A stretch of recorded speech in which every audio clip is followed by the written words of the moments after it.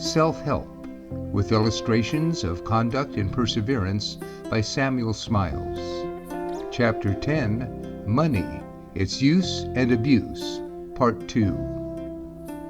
The late Sir Charles Napier, in taking leave of his command in India, did a bold and honest thing in publishing his strong protest, embodied in his last general order to the officers of the Indian Army, against the fast life led by so many young officers in that service, involving them in ignominious obligations. Sir Charles strongly urged in that famous document what had almost been lost sight of, that, quote, honesty is inseparable from the character of a thoroughbred gentleman, and that to drink unpaid for champagne and unpaid for beer, to ride unpaid for horses, is to be a cheat and not a gentleman, end quote. Men who lived beyond their means and were summoned, often by their own servants, before courts of requests for debts contracted in extravagant living, might be officers by virtue of their commissions, but they were not gentlemen. The habit of being constantly in debt, the commander-in-chief held, made men grow callous to the proper feelings of a gentleman. It was not enough that an officer should be able to fight. That any bulldog could do. But did he hold his word inviolate? Did he pay his debts? These were among the points of honor which, he insisted, illuminated the true gentleman's and soldier's career. As Bayard was of old, so would Sir Charles Napier have all British officers be. He knew them to be without fear, but he would also have them without reproach. There are, however, many gallant young fellows, both in India and at home, capable of mounting a breach on an emergency amidst belching fires, and of performing the most desperate deeds of valor, who, nevertheless, cannot or will not exercise the moral courage necessary to enable them to resist a petty temptation presented to their senses. They cannot utter their valiant "no," or "I can't afford it," to the invitations of pleasure and self-enjoyment. They are found ready to brave death rather than the ridicule of their companions. The young man, as he passes through life, advances through a long line of tempters ranged on either side of him, and the inevitable effect of yielding is degradation in a greater or a less degree. Contact with them tends insensibly to draw away from him some portion of the divine electric element with which his nature is charged, and his only mode of resisting them is to utter and to act out his "no" manfully and resolutely. He must decide at once, not waiting to deliberate and balance reasons, for the youth, like the woman who deliberates, is lost. Many deliberate without deciding, but not to resolve is to resolve. A perfect knowledge of man is in the prayer, "Lead us not into temptation." But temptation will come to try the young man's strength, and once yielded to, the power to resist grows weaker and weaker. Yield once, and a portion of virtue has gone. Resist manfully, and the first decision will give strength for life. Repeated, it will become a habit. It is in the outworks of the habits formed in early life that the real strength of the defense must lie.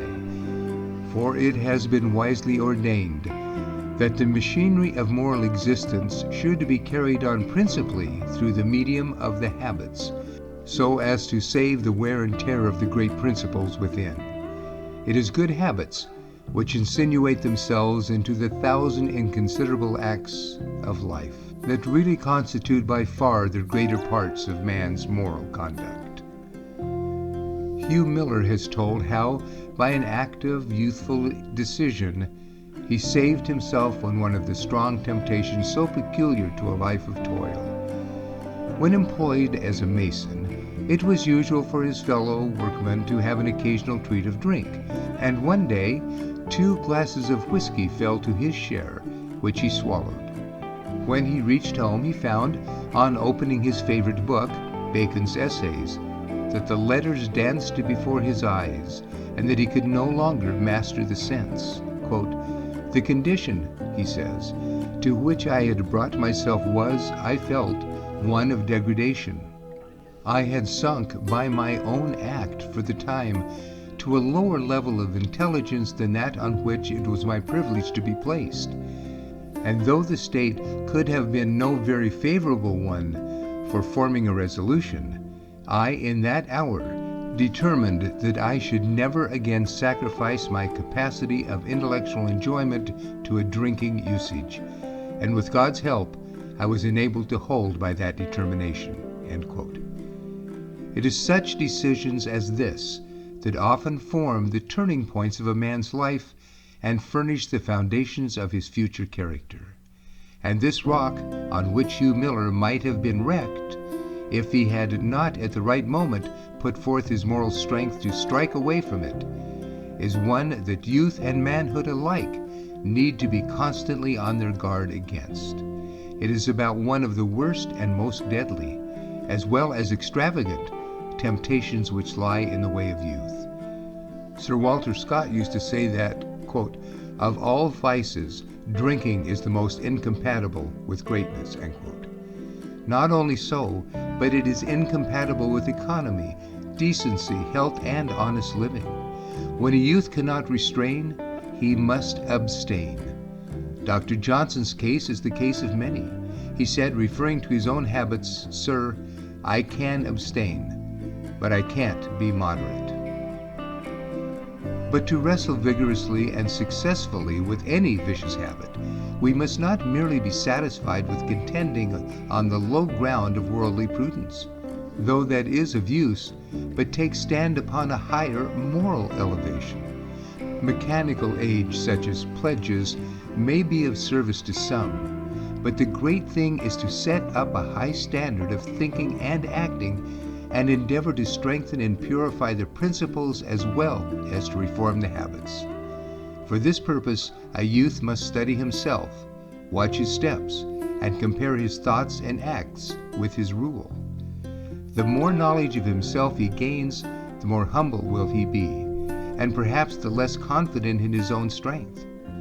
But the discipline will always be found most valuable which is acquired by resisting small present gratifications to secure a perspective greater and higher one. It is the noblest work in self-education, for, quote, "Real glory springs from the silent conquest of ourselves, and without that, the conqueror is not but the first slave."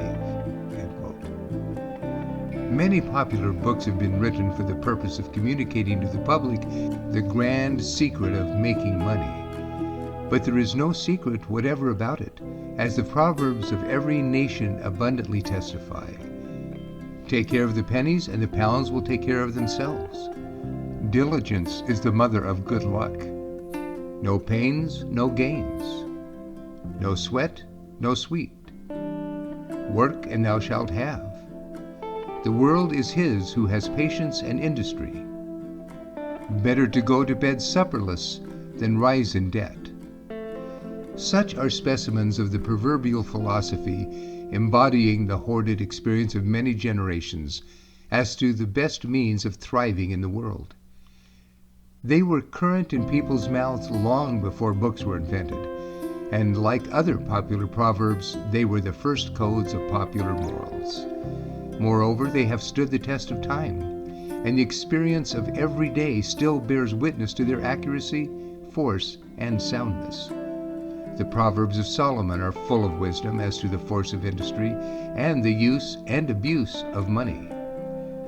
He that is slothful in work is brother to him that is a great waster. Go to the ant, thou sluggard, consider her ways, and to be wise. Poverty, says the preacher, shall come upon the idler, quote, as one that traveleth, and want as an armed man. End quote. But of the industrious and upright, quote, the hand of the diligent maketh rich. The drunkard and the glutton shall come to poverty, and drowsiness shall clothe a man with rags. Seest thou a man diligent in his business? He shall stand before kings. End quote. But above all, it is better to get wisdom than gold, for wisdom is better than rubies, and all the things that may be desired are not to be compared to it. Simple industry and thrift will go far towards making any person of ordinary working faculty comparatively independent in his means. Even a working man may be so, provided he will carefully husband his resources and watch the little outlets of useless expenditure. A penny is a very small matter, yet the comfort of thousands of families depends upon their proper spending and saving of pennies. If a man allows the little pennies, the result of his hard work, to slip out of his fingers, some to the beer shop, some this way and some that, he will find that his life is little raised above one of mere animal drudgery. On the other hand, if he take care of the pennies, putting some weekly into a benefit society or an insurance fund, others into a savings bank, and confiding the rest to his wife to be carefully laid out with a view to the comfortable maintenance and education of his family, he will soon find that this attention to small matters will abundantly repay him in increasing means, growing comfort at home, and a mind comparatively free from fears as to the future. And if a working man have high ambition and possess richness in spirit, a kind of wealth which far transcends all mere worldly possessions, he may not only help himself, but be a profitable helper to others in his path through life. That this is no impossible thing even for a common laborer in a workshop may be illustrated by the remarkable career of Thomas Wright of Manchester, who not only attempted but succeeded in the reclamation of many criminals while working for weekly wages in a foundry. Accident first directed Thomas Wright's attention to the difficulty encountered by liberated convicts in returning to habits of honest industry. His mind was shortly possessed by the subject, and to remedy the evil became the purpose of his life. Though he worked from 6 in the morning till 6 at night, still there were leisure minutes that he could call his own, more especially on his Sundays, and these he employed in the service of convicted criminals, a class then far more neglected than they are now. But a few minutes a day, well employed, can effect a great deal. And it will scarcely be credited that in 10 years this working man, by steadfastly holding to his purpose, succeeded in rescuing not fewer than 300 felons from continuance in a life of villainy. He came to be regarded as the moral physician of the Manchester Old Bailey, and where the chaplain and all others had failed, Thomas Wright often succeeded. Children he thus reformed to their parents. Sons and daughters otherwise lost, to their homes. And many a returned convict did he contrive to settle down to honest and industrious pursuits. The task was by no means easy. It required money, time, energy, prudence, and above all, character, and the confidence which character invariably inspires. The most remarkable circumstance was that Wright relieved many of these poor outcasts out of the comparatively small wages earned by him at foundry work. And he did all this on an income which did not average during his working career £100 per annum. And yet, while he was able to bestow substantial aid on criminals to whom he owed no more than the service of kindness which every human being owes to another, he also maintained his family in comfort and was, by frugality and carefulness, enabled to lay by a store of savings against his approaching old age. Every week, he apportioned his income with deliberate care. So much for the indispensable necessities of food and clothing, so much for the landlord, so much for the schoolmaster, so much for the poor and needy, and the lines of distribution were resolutely observed. By such means did this humble workman pursue his great work, with the results we have so briefly described. Indeed, his career affords one of the most remarkable and striking illustrations of the force of purpose in a man, of the might of small means carefully and sedulously applied, and above all, of the power which an energetic and upright character invariably exercises upon the lives and conduct of others. There is no discredit, but honor in every right walk of industry, whether it be tilling the ground, making tools, weaving fabrics, or selling the products behind a counter. A youth may handle a yardstick or measure a piece of ribbon, and there will be no discredit in doing so unless he allows his mind to have no higher range than the stick and the ribbon, to be as short as the one and as narrow as the other. Quote, "Let not those blush who have," said Fuller, "but those who have not a lawful calling." End quote. And Bishop Hall said, quote, "Sweet is the destiny of all trades, whether of the brow or of the mind." End quote. Men who have raised themselves from a humble calling need not be ashamed, or rather ought to be proud of the difficulties they have surmounted. An American president, when asked what was his coat of arms, remembering that he had been a hewer of wood in his youth, replied, "A pair of shirt sleeves." A French doctor once taunted Fléchier, Bishop of Nîmes, who had been a tallow chandler in his youth, with the meanness of his origin, to which Fléchier replied, "If you had been born in the same condition that I was, you would still have been but a maker of candles." Nothing is more common than energy in money-making, quite independent of any higher object than its accumulation. A man who devotes himself to this pursuit, body and soul, can scarcely fail to become rich. Very little brains will do. Spend less than you earn, add guinea to guinea, scrape and save, and the pile of gold will gradually rise. Osterwald, the Parisian banker, began life a poor man. He was accustomed every evening to drink a pint of beer for supper at a tavern which he visited, during which he collected and pocketed all the corks that he could lay his hands on. In 8 years, he had collected as many corks as sold for 8 louis d'ors. With that sum, he laid the foundations of his fortune, gained mostly by stock jobbing, leaving at his death some 3 million francs. John Foster has cited a striking illustration of what this kind of determination will do in money-making. A young man who ran through his patrimony, spending it in profligacy, was at length reduced to utter want and despair. He rushed out of his house intending to put an end to his life, and stopped on arriving at an eminence overlooking what was once his estates. He sat down, ruminated for a time, and rose with the determination that he would recover them. He returned to the streets, saw a load of coals which had been shot out of a cart under the pavement before a house, offered to carry them in, and was employed. He thus earned a few pence, requested some meat and drink as a gratuity, which was given him, and the pennies were laid by. Pursuing this menial labor, he earned and saved more pennies, accumulated sufficient to enable him to purchase some cattle, the value of which he understood, and these he sold to advantage. He proceeded by degrees to undertake larger transactions, until at length he became rich. The result was that he more than recovered his possessions and died an inveterate miser. When he was buried, mere earth went to earth.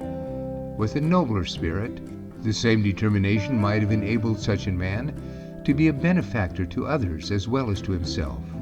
But the life and its end, in this case, were alike sordid. To provide for others and for our own comfort and independence in old age is honorable and greatly to be commended. But to hoard for mere wealth's sake is a characteristic of the narrow-souled and the miserly. It is against the growth of this habit of inordinate saving that the wise man needs most carefully to guard himself, else what in youth was simple economy may in old age grow into avarice, and what was a duty in one case may become a vice in the other. It is the love of money, not money itself, which is the root of evil. A love which narrows and contracts the soul and closes it against generous life and action. Since Sir Walter Scott makes one of his characters declare that The penny stiller slew more souls than the naked sword slew bodies. It is one of the defects of business too exclusively followed that it insensibly tends to a mechanism of character. The businessman gets into a rut and often does not look beyond it. If he lives for himself only, he becomes apt to regard other human beings only insofar as they minister to his ends. Take a leaf from such men's ledgers, and you have their life. Worldly success, measured by the accumulation of money, is no doubt a very dazzling thing, and all men are naturally more or less the admirers of worldly success. But though men of persevering, sharp, dexterous, and unscrupulous habits, ever on the watch to push opportunities, may and do get on in the world, yet it is quite possible that they may not possess the slightest elevation of character nor a particle of real goodness. He who recognizes no higher logic than that of the shilling may become a very rich man, and yet remain all the while an exceedingly poor creature. For riches are no proof whatever of moral worth. Their glitter often serves only to draw attention to the worthlessness of the possessor, as the light of the glowworm reveals the grub. The manner in which many allow themselves to be sacrificed to their love of wealth reminds one of the cupidity of the monkey, that caricature of our species. In Algiers, the Kabyle peasant attaches a gourd, well fixed, to a tree, and places within it some rice. The gourd has an opening merely sufficient to admit the monkey's paw. The creature comes to the tree by night, inserts his paw, and grasps his booty. He tries to draw it back, but it is clenched, and he has not the wisdom to unclench it. So there he stands until morning, when he is caught, looking as foolish as may be, though with the prize in his grasp. The moral of this story is capable of a very extensive application in life. The power of money is on the whole overestimated. The greatest things which have been done for the world have not been accomplished by rich men, nor by subscription lists, but by men generally of small pecuniary means. Christianity was propagated over half the world by men of the poorest class. And the greatest thinkers, discoverers, inventors, and artists have been men of moderate wealth, many of them little raised above the condition of manual laborers in point of worldly circumstances. And it will always be so. Riches are oftener an impediment than a stimulus to action, and in many cases they are quite as much a misfortune as a blessing. The youth who inherits wealth is apt to have a life made too easy for him, and he soon grows sated with it, because he has nothing left to desire. Having no special object to struggle for, he finds time to hang heavy on his hands. He remains morally and spiritually asleep, and his position in society is often no higher than that of a polypus over which the tide floats. Quote, "His only labor is to kill the time, and labor dire it is, and weary woe." End quote. Yet the rich man, inspired by a right spirit, will spurn idleness as unmanly, and if he bethink himself of the responsibilities which attach to the possession of wealth and property, he will feel even a higher call to work than men of humbler lot. This, however, must be admitted to be by no means the practice of life. The golden mean of Ager's perfect prayer is, perhaps, the best lot of all, did we but know it. Quote, "Give me neither poverty nor riches.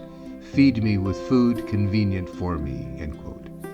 The late Joseph Brotherton, MP, left a fine motto to be recorded upon his monument in the Peel Park in Manchester, the declaration in his case being strictly true. Quote, "My richness consisted not in the greatness of my possessions, but in the smallness of my wants." End quote. He rose from the humblest station, that of a factory boy, to an eminent position of usefulness by the simple exercise of homely honesty, industry, punctuality, and self-denial. Down to the close of his life, when not attending Parliament, He did duty as minister in a small chapel in Manchester to which he was attached. And in all things he made it appear to those who knew him in private life that the glory he sought was not to be seen of men, or to excite their praise, but to earn the consciousness of discharging the everyday duties of life, down to the smallest and humblest of them, in an honest, upright, truthful, and loving spirit. Respectability, in its best sense, is good. The respectable man is one worthy of regard, literally worth turning to look at. But the respectability that consists in merely keeping up appearances is not worth looking at in any sense. Far better and more respectable is the good poor man than the bad rich one. Better the humble silent man than the agreeable well-appointed rogue who keeps his gig. A well-balanced and well-stored mind, a life full of useful purpose, whatever the position occupied in it may be, is of far greater importance than average worldly respectability. The highest object of life we take to be to form a manly character and to work out the best development possible of body and spirit, of mind, conscience, heart, and soul. This is the end. All else ought to be regarded but as the means.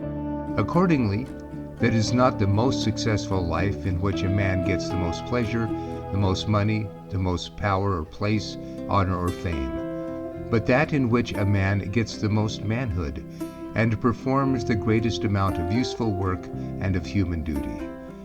Money is power after its sort, it is true, but intelligence, public spirit, and moral virtue are powers too, and far nobler ones. Quote, "Let others plead for pensions," wrote Lord Collingworth to a friend. "I can be rich without money, by endeavoring to be superior to everything poor. I would have my services to my country unstained by any interested motive, and old Scott and I can go on in our cabbage garden without much greater expense than formerly." End quote. On another occasion he said, quote, "I have motives for my conduct which I would not give in exchange for 100 pensions." End quote. The making of a fortune may no doubt enable some people to enter society, as it is called, but to be esteemed there, they must possess qualities of mind, manners, or heart, else they are merely rich people, nothing more. There are men in society now as rich as Croesus, who have no consideration extended towards them and elicit no respect. For why? They are but as money bags. Their only power is in their till. The men of mark in society, the guides and rulers of opinion, the really successful and useful men, are not necessarily rich men, but men of sterling character, of disciplined experience, and of moral excellence. Even the poor man, like Thomas Wright, though he possesses but little of this world's goods, may, in the enjoyment of a cultivated nature, of opportunities used and not abused, of a life spent to the best of his means and ability, look down, without the slightest feeling of envy, upon the persons of mere worldly success, the man of money bags and acres. End of section 27.